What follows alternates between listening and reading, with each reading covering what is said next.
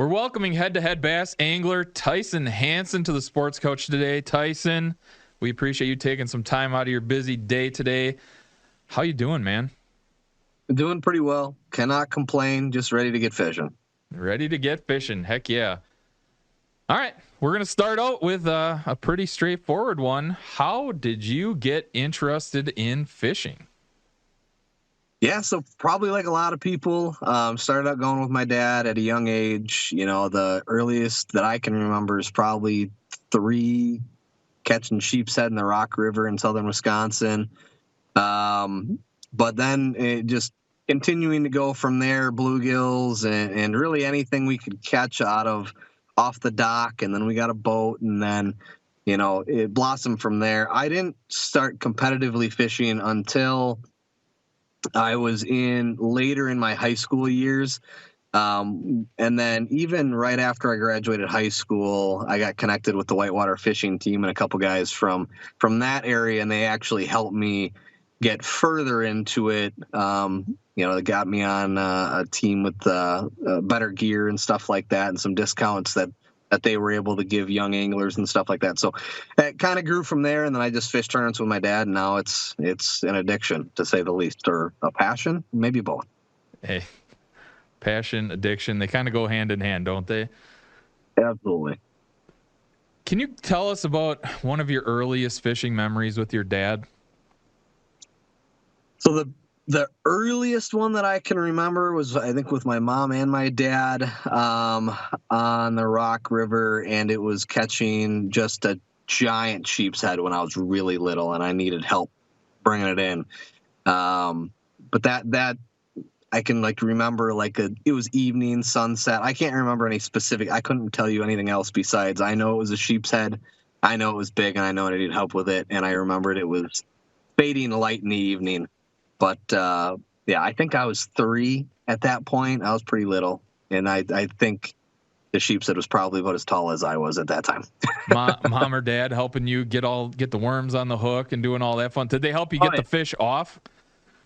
I'm assuming I needed help with everything at that point. So, you know, besides the reeling. But I know the way my dad has talked about it over the years is that I didn't have the strength to pull that fish, so it was a lot of help that I required at that point. But that's probably the earliest memory. I mean, I got a lot of memories fishing off docks and stuff, walking down to the lakes and whitewater or anything like that, fishing all over locally off the bank until we ended up getting a boat and stuff. But a lot of that. I wonder if it was one of those stories where it started out as a 1-pound fish, and by the time you're at your age right now, he's like, oh, it's like 25-pound sheephead. The thing was bigger than Tyson himself. Yeah, I mean, they grow pretty big in the rock, so it'd be nothing to catch a 7 or 8 pound sheep's head down there. So I don't know if that's ever changed, but I think maybe I got smaller. Is that possible? Hey, there you go. Yeah, there you go. All right, let's talk a little bit about head-to-head. You're partnering up this year. Why did you pick the partner you did for this season's head-to-head league? So Kyle Puela was one of our alternates for last year. And I don't know if many people knew that, but Kyle was a behind-the-scenes kind of guy. He was... You know, he'd go catch fish and say, hey, this is kind of what these fish are doing. If he was able to get off during the week, I had a very limited schedule last year. With the job that I had, I got more flexibility this year. And really it was him and I have a very similar approach to targeting fish on really any body of water, and that is to consistently find active fish and to move. And it was just a fishing style that really made it seem like it would be a better fit for this format with the time frames going forward. And if I was going to be honest, I actually asked Kyle before I asked Mitch last year, but Kyle was unable to confirm that he was able to take off the 9 days or 10 days required for the season last year. I think it would be 11 days technically if we made the championship. But and I know they were trying to put together the brackets and everything like that and the teams, and you needed to lock in pretty quick. So I asked a couple people in a short amount of time, and Kyle was unable to confirm. He was the number one choice. Mitch was number 2, and then I had another buddy, number 3. But I truly felt that Kyle and I had a better mentality or style of fishing that would fit this format the best. And Mitch and I ended up working well as far as winning goes, just because both of us have that mentality. And I think no matter what, we would have done really well. I personally think that Kyle and I might just be that much better, maybe have a slight advantage based on the style that we have. It's really the only dynamic change that I can say there. Kyle's very good angler, won money in events, very knowledgeable about all the bodies of water we're fishing, and we fish similarly. That, I guess, is the biggest reasons why. So when you're on that boat, like other sports, is there a captain on that boat? So there's got to be a leader, right? You come in with a game plan, things get hectic. Is there a leader on that boat where call it putting your foot down? We're gonna do this and let's go. Is there a leader between you two? Who's gonna take the lead? There I will say will be an interesting dynamic. Kyle has basically put it on me this year to direct the majority of the decisions, especially based on the bodies of water that we're fishing and my experience on them, especially once we get up north a little bit, or on the bay. He just doesn't have a lot of experience at those times of the year on those bodies of water, and I've got quite a bit. So what I would say there is it'll probably be a conversation before the event. We'll end up going to something that I maybe feel comfortable with. Beyond that, we're going to have some excellent communication. And if it's not going, you're going to know immediately, because within the first 15 minutes, we're going to be jumping spots. We're not going to burn down locations. We're not going to be soaking Senkos. We're going to be moving, and it's going to be a constant conversation in the boat. So with the high octane atmosphere that head-to-head brings you, there's going to be disagreements. There's going to be conflict on the boat, obviously. How are you guys going to handle that? Like, does it come down to you're going to be the guy? He seems like he's okay with that being the way it's going on the boat. We'll see. We'll see. Yeah. So one thing people don't know a whole lot about Kyle and I, we have a similar mentality, but we've never put it together in a tournament ever. So I guess we can say and talk and predict what's going to happen, but the reality is we don't know once we step foot in the boat. Okay. We've practiced together, we fun fish together, and it's all gelled really well at those times, but we didn't have that stress factor that head-to-head brings. And last year, I think you felt a little tension between Mitch and I, he wants to skip a couple more times under a dock, and I want to be on 100 on the trolling motor to the next tree. And I think there's not going to be a conflict there. What I think the conflict might be is a missed fish, a broken off fish, net jobs, something along those lines. It's not going to be, should we move? Because the answer is always going to be between both of us, yes. Okay. It's going to be something might cause tempers to flare at some point in time. Like I said, due to other conflicts. I mean, if he stabs off a 5-pound smallmouth on a bay from me, I'm going to have some major problems. I mean, I think most of us will.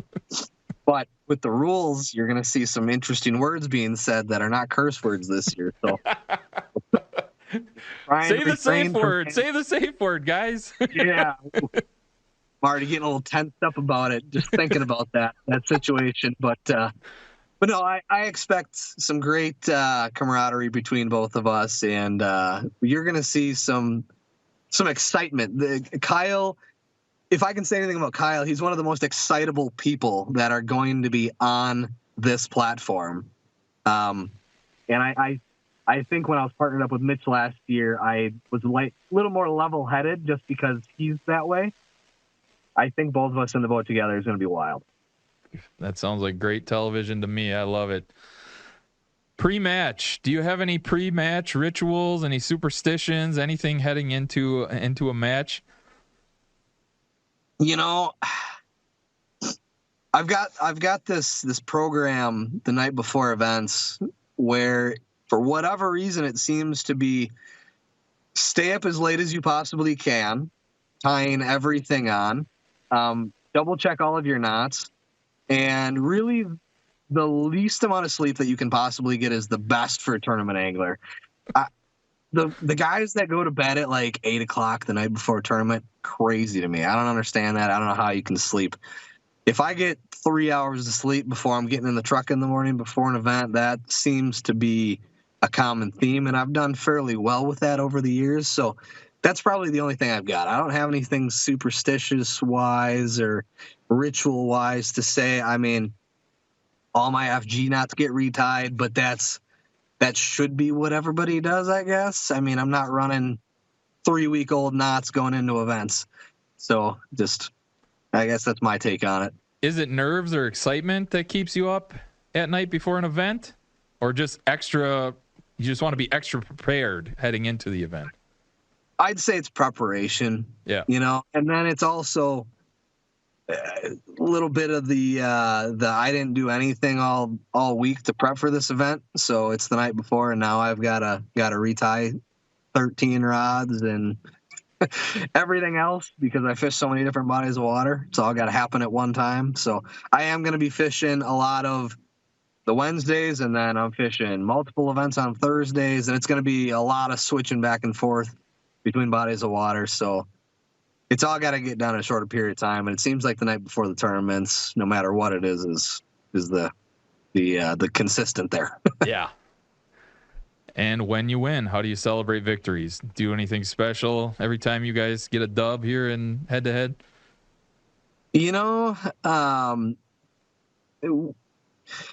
Head-to-head's a little interesting because we get done, if you're in the morning match, you get done at 11 or noon or whatever the case is there, 1 o'clock.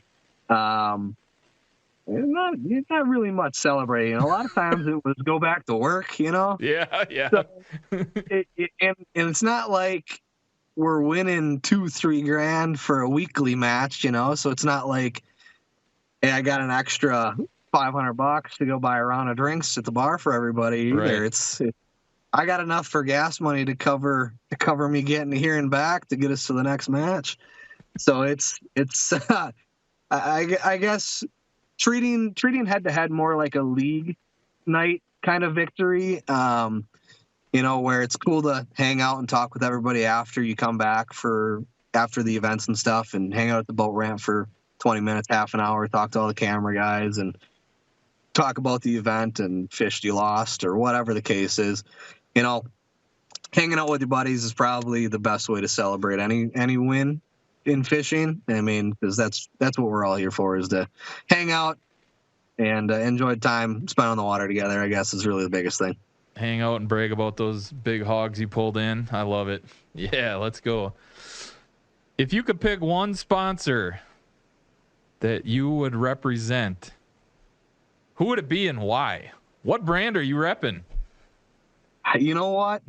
I've got 6 hats that are on the dash of my truck right now, and 3 of them are the same brand, and that's actually the one I'm wearing right now, the Mags logo there. Pat and I have been partnered up together for multiple years now. He makes some phenomenal rods. And so Mags Custom Rods out of Gwinn, Michigan is the company that I would choose to represent. He's been a phenomenal supporter of mine, and he makes some of the most unique custom design rods that I absolutely love using. I mean, when I can look in my rod locker and find my blue rod, that's my swim bait rod. Or I can see the lime green wraps going down the rod, that's my frog rod. Or the ones that have the red bands on the bottom, those are my drop shot rods. There's no thought process. It's simplified a lot of things for me. When I used to use all the same rods from the same company, you're constantly digging through, trying to find the right combination for what you want to tie on. I don't do that anymore. It saves so much time, and having a custom company that will do those things for you is really, a huge help as far as my fishing goes. So I'd say Pat with Mag's Custom Rods is the number one sponsor and company that I look forward to repping every year. All right. What is a devastating event that you've either witnessed or had happen to you while fishing? I'll give you an example that I heard from the CEO here. They were fishing in a tournament, and he witnessed a boat transferring their full weight, all their fish, while transferring, fell off the dock into the water, lost their entire bag.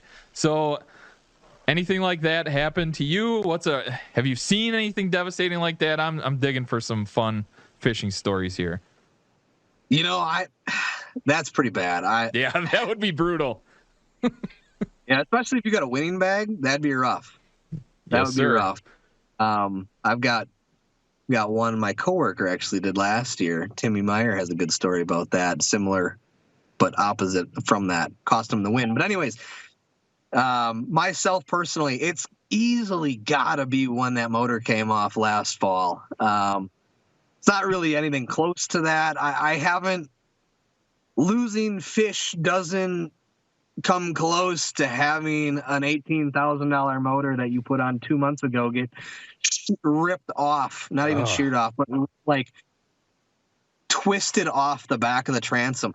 And the hardest part for me was that I might never be in that situation again, where I was leading after day one by over half a pound, and I had fish going, and they were all there when I left. And there's no doubt in my mind, if I made it to that spot, I would have won that tournament, because it was a 2-day event. And on the way up there in the morning is when the motor came off. And so I'm not a bay guy. And that's the funny thing about this is I had no business leading that tournament after day one. But for whatever reason, God decided you're going to go smash some smallmouth. And it's going to be a tough day for all these other Green Bay hammers out here, and you're going to end up leading day one. And then, as fate would have it, he decided that we weren't going to make it to the spot on day two to seal the deal, I guess. So for those that don't know, I'm sure you guys can insert the pictures into this and stuff. The carnage that happened with that was nasty. I wish I got more video of the entire on the water. But when we're standing on the deck of the Ranger and an inch below the deck is Green Bay, I mean, it's not a good feeling. I mean, there's a 2 foot by 2 foot hole in the back of the boat that flooded the entire boat within a matter of seconds. So not a whole lot of thought going into videoing or anything like that. Yeah, right. Or like, we need to wave somebody down to get back to the bank here. And thank God for the guys that stopped. They were awesome, and it took time out of their day to get us back. But that's probably the worst one I will ever experience in my life. Yeah, knock on wood for that, man. Hopefully that's the worst one. Yeah, definitely. Hard. Who is the person who has impacted your life the most? Person that's impacted my life the most, I would say... A lot of people come and gone over the lifetime. Impacted my life the most. I guess I don't really have any mentors that I look up to. I would say not even a person in general, but faith. I guess God has pretty much steered all the decisions that I've made. I've had bosses come and go, and you change jobs over the years. And if I had to pick one influential person that changed some things for me personally, it'd probably be John Podvin, the former sales manager at Ken Sports of Green Bay. He took a chance on me several years ago to become a professional salesman in power sports with no power sports experience. And that gave me a job or a salary that not only could I survive off of, but I could actually thrive off of. And further my fishing career based on, access to better technology, better boats, better gear, stuff like that. So, just a great person overall. If anybody's got a chance to meet him, they know he's just an awesome dude. He's super nice, super fun to be around.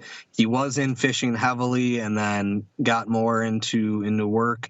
But since he just retired, I know he was in the market for a boat, and I think he's coming back to bass fishing. So he's probably the one that changed a lot of things for me, I would say, in as far as fishing goes and furthering my fishing career. But otherwise, I mean, my dad got me into fishing. Everybody should say the person that got him into it, but he definitely didn't buy me the boat or anything like that. That was John getting me the job and trusting me to do the job well. So that's probably the most influential person. Excellent. What is the best moment of your life outside of the fishing world? Oh, I don't know if I'd be engaged if I didn't say my engagement. There you go.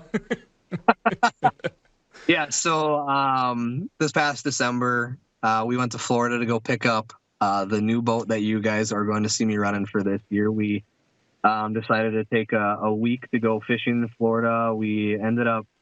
I will say I ended up buying John Cox MX-19 is Elite Series tournament boat. And he was phenomenal to meet down there. We fished for a week down on one of the best systems in Florida. And then on the final evening that we were there, I had this ring with me the entire time. And I missed probably the best opportunity to propose that I possibly could have on day one, because nobody thinks you're going to buy the boat in Florida, immediately take it the following morning to the boat ramp, dump the boat in, and then the girl that you're planning on proposing to catches dang near a 7-pounder on her own. She's throwing a bait caster on a swimming worm, and the highest of highs for emotions, and you left the ring in the truck. Oh, drop the ball right there. I had it with me for every day after that, and that moment never got beat. And so finally, we got to the final evening, and I ended up proposing to her, and then we took some pictures on the beach before we ended up driving the 20-some hours back to Wisconsin with the boat in tow. But I would say that it's probably the best moment of my life outside of fishing. Brianna is phenomenal. She just got her nursing degree and is going for a RN, and she's so driven and so wonderful. I can't say enough about her. So congratulations, man. Thanks. What is your motivation to succeed? Are you a money-driven person? Are you want to hoist those trophies? You want bragging rights? What's motivating you to be successful? The job thing has always been, money, trying to better myself. I took a step back and took a different job so I'd have more flexibility to fish this year. So I can't really say money, because I don't think I'll make as much money in what I'm doing now as I was before. Basically, flexibility and time on the water and time with family and friends is really what motivates me as far as professional-wise. Fishing-wise is a little different. Nobody fishes locally for money. I mean, they're lying if they say that they do. You're not surviving off of weekday events or, head-to-head or Wisco or ACs or anything at the local level. You're not paying bills with that stuff. And that's just the reality of it. This is strictly a hobby and for fun. And we all have this same passion to do it. And I think what drives us all is just the competitive nature that some of us have carried throughout our lives. So I was in sports in high school, wrestling, football, soccer, and all sorts of other things as far as that goes. And once you take that away and you start working, you need to find something to fit that passion or that drive into. And fishing is really something that can follow you through the rest of your life. There's really no aging out of it. You're not going to not be competitive, especially in the local stage, at 50, 60, 70 years old. You can still go out and win some tournaments at that age. Not going to argue about technology now because that's a whole nother thing. Please don't. I'm not doing it. I have the live scope on the front of the boat. If we scope 1 or 2 fish this year, I'd be surprised because we're gonna be fishing shallow and moving. It is what it is. But I would say it's just the competitive nature that I have, that I've grown up with my entire life, that keeps me active and competitive in fishing. I don't like to lose, and that's really the biggest thing. That's what drives me as far as succeeding is in fishing. So this 1v1 format is something that I really like because wrestling, that's what I grew up with. It's all 1v1, and it's you against the other person. Whoever's better that day is going to win. So I like the format because it reminds me a lot of that. What's your advice to someone who's watching this right now? They're interested in becoming a fisherman. What's your advice to them? How do they get going? Any good advice? If it's a younger angler, and I just had this conversation with quite a few young guys that came up to talk to me at the Madison Expo after I did a seminar there, and basically what I told, I think it was a 12-year-old kid and his mom, is just get them into school activities or get them into a school club, a fishing club at, whether it's grade school, or talk to the high school coach about getting them in early and stuff. So even at a young age is just, if you're interested in it, if your parents can't take you, find friends that have parents that go and stuff like that. Try and get out and get active in the in the outdoors in general. Once they start getting into that high school age, it's really, if you don't have a club, start a fishing club, and you'll have a ton of opportunities from there. You can open yourself up to fishing these tournaments. Normally there's boats that can be available, or somebody's parents have a boat that, if you get their child involved in it, they can take you out and stuff like that. It's really fish with as many people as you can at a young age. Once you're 16, I think is the minimum for joining adult clubs. And I would highly recommend joining an adult bass club at that point. The more people you can be around in fishing, the more knowledge you can soak up, the better. During the winter times up here, some people don't like ice fishing. Just soak in as much information as you can. Watch YouTube videos, follow some of the YouTube group and stuff like that. Just learn. Just soak as much up as you can.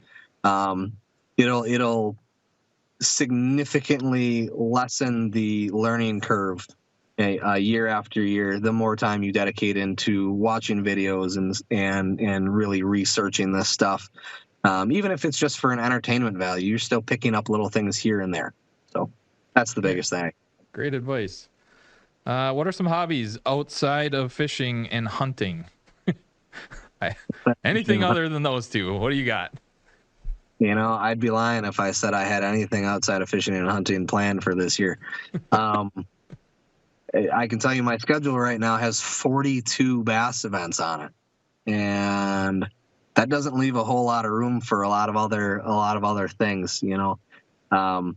My hobbies outside of fishing and hunting basically come down to working on the boat and managing tackle, but that's really about it. I do like camping, but that integrates back into fishing because the only time we really do it is when we have an event up north and we're going to camp for the weekend. I do enjoy playing basketball with my fiance's daughter, Nevaeh. She's very competitive, got into basketball the first time this past fall competitively at her school, and she consistently wants to beat me, and I will not let that happen. Have to love that drive. Yeah, I do enjoy hanging out with her and Brianna, but beyond that, fishing and hunting, I dedicate really all my energy towards. I don't really feel like I'd be able to be competitive at any level if I spread myself out too thin beyond those. So that's really That's probably the truth, man. I don't really All have right. anything else. All right. If you could have a superpower, what would it be and why? Ooh.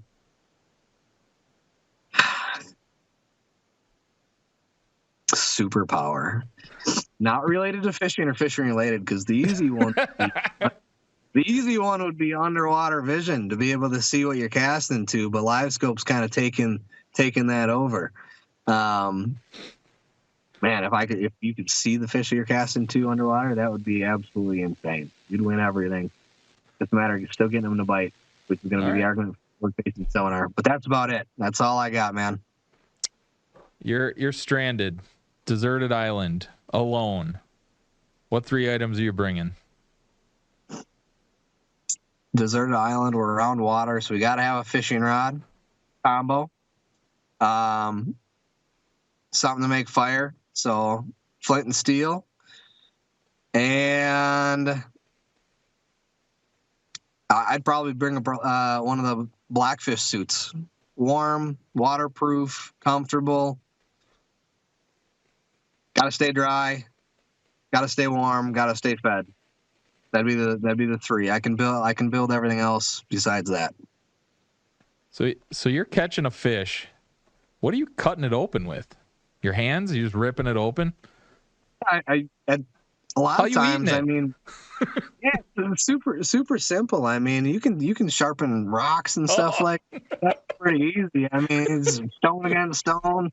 You can cut the belly open, take the guts out, fry them on a stick. You know, I could get by without any utensils. We'd be fine. All right, what actor would play you in a movie about your life, and why did you pick that actor? Mark Wahlberg. Oh. Just because it'd be awesome. There you go. That's it. The glaring similarities, Tyson. You know, you guys basically look like twins here. Oh yeah. Who else though? I've never been asked that before. That would be hilarious. Mark Wahlberg would be probably number 1. Yeah, that's got to be it. That's a great answer. Yeah. Yep. Has to be. Plan your perfect meal. What are you eating and drinking? I do this a lot, actually. So we make steaks a lot at home. So probably 3 nights a week, I'm cooking steak for the family. So that's just either venison steak or beef tenderloin would be the top 2. I always pan fry them, and I'm gonna get so much garbage for this, dude. I pan fry steaks in a little bit of butter with a little bit of Worcestershire sauce. Sear them on both sides, and then I put them in the oven, and I cook my steaks to well done. Yeah, buddy, let's go. Well done has to be.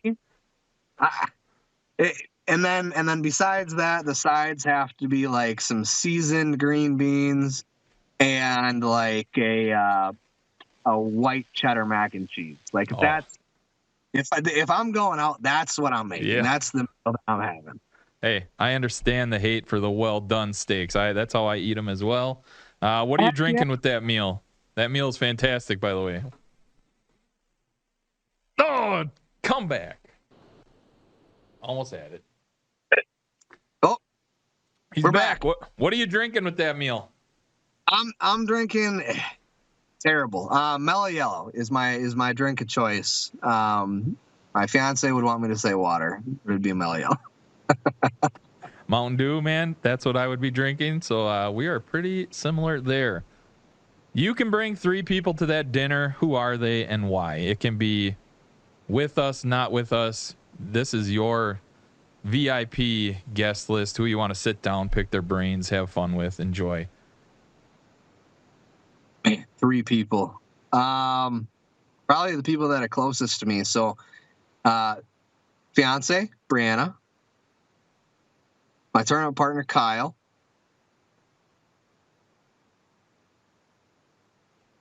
And then probably my dad.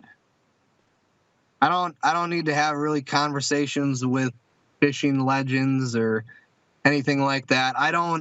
Unlike a lot of people, I don't look up to a lot of the Elite Series guys personally. I think I've learned enough from all the videos and stuff. It's really more time on the water for me. So, I listen to seminars every once in a while, but to say that I would invite anybody besides the close people in my life, and that just wouldn't be fair to them, So to say I want to go sit down with a stranger and ask questions and stuff wouldn't make sense for me. That's just my personal thoughts on that. Love the answer. All right, a couple quick ones here. Favorite movie? Number 1 would be Gladiator, the original one. Hard to beat. Number 2 would be Shooter. And number 3 would be Law Abiding Citizen. All bangers. That's awesome. TV show.